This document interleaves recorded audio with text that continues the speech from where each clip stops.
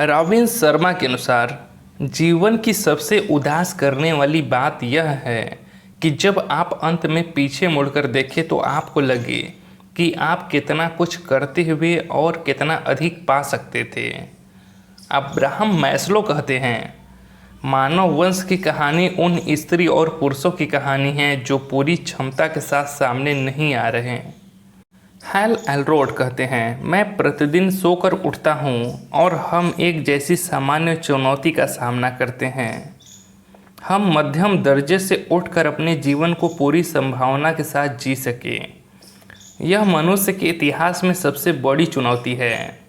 अपने बहानों से ऊपर उठे, वही करे जो उचित हो, अपना सबसे बेहतर दे और सही मायनों में लेवल 10 जीवन रचें जो हम सच में चाहते हैं। एक ऐसा जीवन जिसमें कोई सीमा नहीं है, एक ऐसा जीवन जो केवल कुछ ही लोगों को मिल पाता है। दुर्भाग्य से अधिकतर लोग कभी ऐसे जीवन के निकट तक नहीं आ पाते। हमारे समाज का लगभग 95% हिस्सा अपने मनचाहे से कम में ही संतुष्ट रहता है और अधिक पाने की चाहना रखते हुए पछतावे के साथ जीता है और कभी नहीं समझ पाता कि वह वाकई वह सब कुछ बन सकता था या पा सकता था जो वह पाना चाहता था।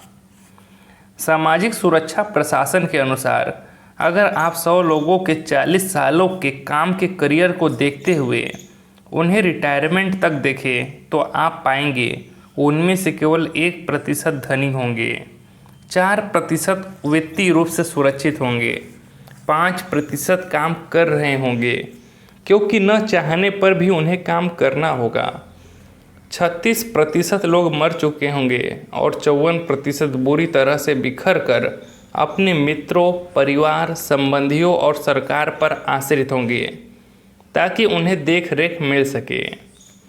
यदि मौद्रिक रूप से देखें, हम में से 5% लोग ही आज़ादी से भरा जीवन जी सकेंगे और 95% आजीवन संघर्ष करते रहेंगे। अहम सवाल यह पैदा होता है जिसका उत्तर हमें ही तलाशना है, वह यह है, हम इस समय ऐसा क्या कर सकते हैं कि हमें भी 95% लोगों की तरह संघर्ष न करना पड़े।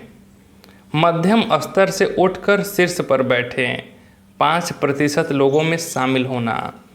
आप इस पुस्तक को पढ़ रहे हैं, इससे ही अनुमान लगाया जा सकता है कि आप अपने जीवन में अगले स्तर तक जाने को प्रस्तुत हैं। आप जो पा सकते हैं उससे कम पाने की चाह नहीं रखते और उसके लिए सब कुछ करने को तैयार हैं। यहाँ 3 सादे और निर्णायक चरण दिए जा रहे हैं ताकि आप मध्यम स्तर से उठकर शीर्ष पर बैठे 5% लोगों में शामिल हो सके। पहला चरण, 95% रियलिटी चेक को जानें। पहले हमें यह समझना और मानना होगा कि हमारे समाज का लगभग 95% हिस्सा मनचाहा जीवन रचते हुए उसे नहीं जी सकेगा। हमें यह भी मानना होगा कि अगर हमने अभी से दूसरों लोगों से अलग सोच को नहीं अपनाया तो हम स्वयं को मध्यम स्तर, संघर्ष, असफलता और पछतावे की ओर धकेल रहे हैं, जैसा कि अधिकतर लोग करते हैं। आपको एहसास होना चाहिए कि इसमें हमारे अपने ही मित्र, परिवार और साथी शामिल होंगे। इनसे अलग हटकर मिसाल कायम करनी है तो हमें अपनी पूरी संभावना तक जाने के लिए मेहनत करनी होगी। औसत होने का अर्थ है कि आप अपनी चाहना और क्षमता से बहुत कम पर संतुष्ट हो रहे हैं। प्रतिदिन बहुत से लोग लगभग हर स्तर पर इसी तरह संघर्ष करते हैं, शारीरिक, मानसिक, भावात्मक, तार्किक और वित्तीय।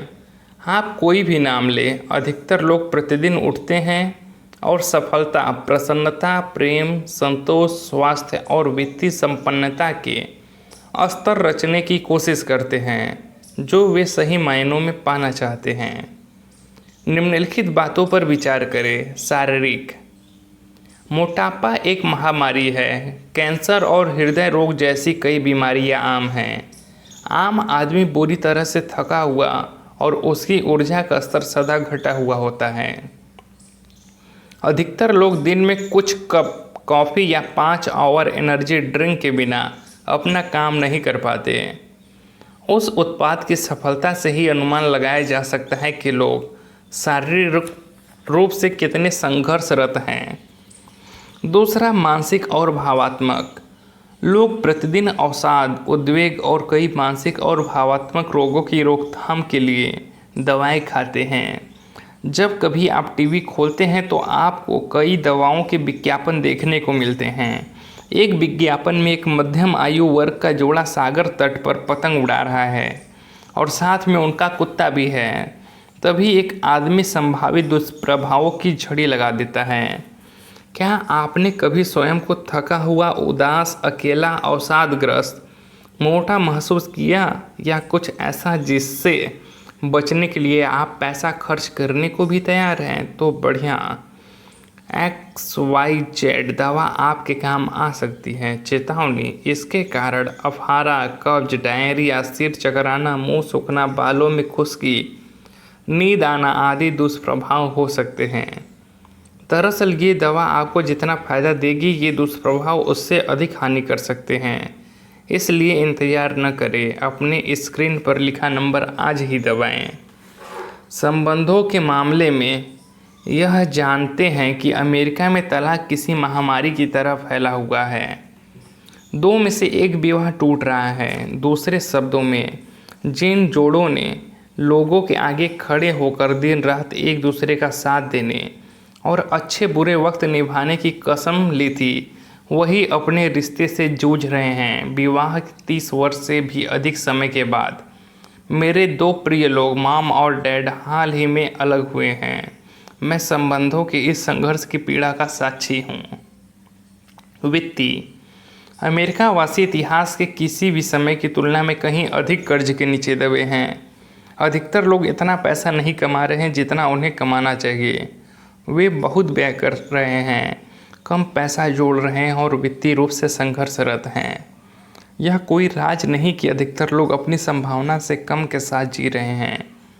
अगर एक बार हम इसे मान लें तो इसके बाद इस बात के कारण जानना भी ज़रूरी हो जाता है कि अधिकतर लोग सामान्य जीवन क्यों जी रहे हैं। दूसरा चरण, सामान्यता के कारण पहचानें। जब हम एक बार पहचान लेते हैं कि हमारा 95% समाज अपनी क्षमता से कम पर ही जी रहा है, लगभग हर क्षेत्र में संघर्ष कर रहा है और सफलता, प्रसन्नता और आज़ादी के उस स्तर को महसूस नहीं कर पा रहा है जो वह चाहता है, आपको इसका कारण समझना होगा। अगर आप चाहते हैं कि आपके साथ ऐसा न हो तो आपको पता होना चाहिए कि एक आम आदमी सामान्यता का जीवन क्यों जीता है। अगर इस देश में 40 से 50 वर्ष के औसत आदमी से यह प्रश्न करें कि अपनी क्षमता और संभावना से कम पर जीना और लगातार संघर्ष करना, क्या यही उनके जीवन का विजन या योजना थी? बेशक नहीं। और मेरे दोस्त, यही सबसे भयावह हिस्सा है। अगर 95% समाज मनचाहा जीवन नहीं जी रहा हो तो हमें पता लगाना चाहिए कि उन्होंने क्या गलत किया या क्या सही नहीं किया, ताकि हम सामान्यता का जीवन जीने पर मजबूर न हो। हम नहीं चाहते कि हमारा जीवन संघर्ष बन जाए। मैं आज़ादी से भरा जीवन चाहता हूँ, जिसमें जागने के बाद मैं मनचाहे तरीके से वह सब कर सकूँ जो मैं करना चाहता हूँ। मैं हर दिन बिस्तर से उठकर सही मायनों में अपने जीवन से प्रेम करना चाहता हूँ। मैं अपने काम को प्रेम करना चाहता हूँ। मैं उन लोगों से प्रेम करना चाहता हूँ जिनके साथ काम करता हूँ।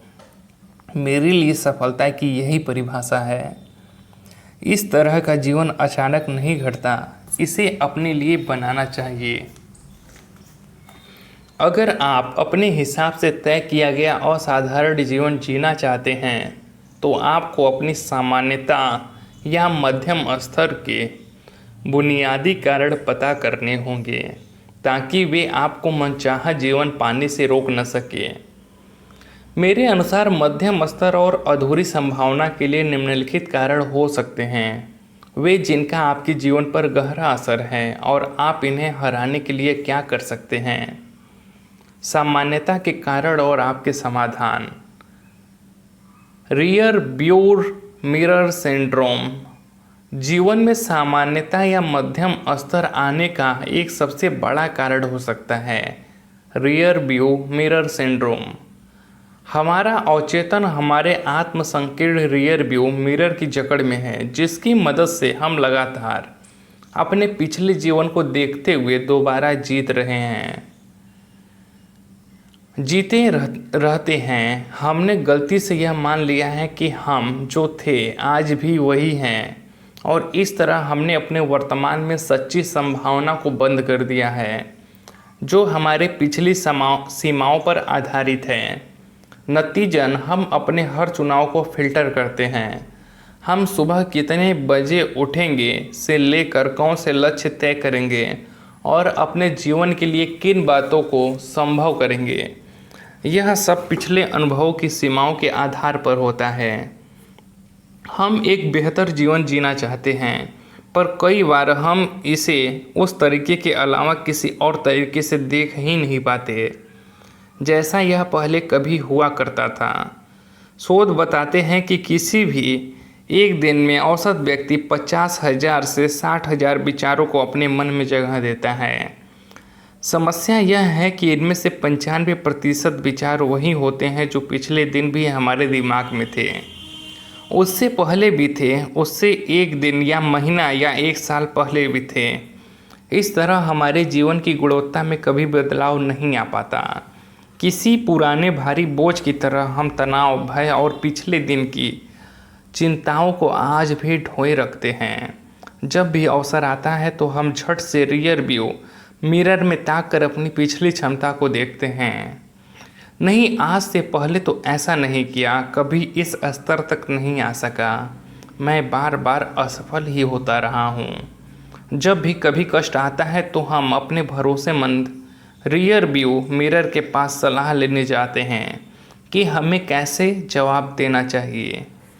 हम खराब किस्मत, मेरे साथ हमेशा यही होता रहता है, मैं हारने वाला हूँ, जब भी मुश्किल घड़ी आती है तो मेरे साथ यही होता आया है। अगर आप अतीत से उबर कर अपनी सीमाओं से उठना चाहें तो रियर व्यू मिरर को छोड़कर असीम संभावनाओं से भरे जीवन को जीना होगा। इस विरोधाभास को स्वीकारें। मेरा अतीत मेरे भविष्य के बराबर नहीं है। स्वयं से इस तरह बात करें जो आपके भीतर इस विश्वास को प्रेरित करे कि यह सब न केवल संभव है बल्कि आप कुछ भी करने लायक हैं। आपके लिए पहले इस पर भरोसा करना भी ज़रूरी नहीं है। दरअसल हो सकता है कि आपको इस बात पर भरोसा भी ना हो। आपको यह असहज लगेगा और मन चाहेगा कि आप ऐसा न करें। यह ठीक है, इसे अपने साथ दोहराएं। आपका अवचेतन मन सदा आत्म अभिकथनों की पुष्टि करता है। आप जीवन से जो भी चाहते हैं उस पर अनावश्यक सीमाओं का बोझ न ला दें।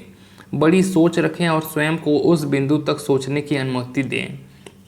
जो भी चाहते हो उसके बारे में स्पष्ट सोचो।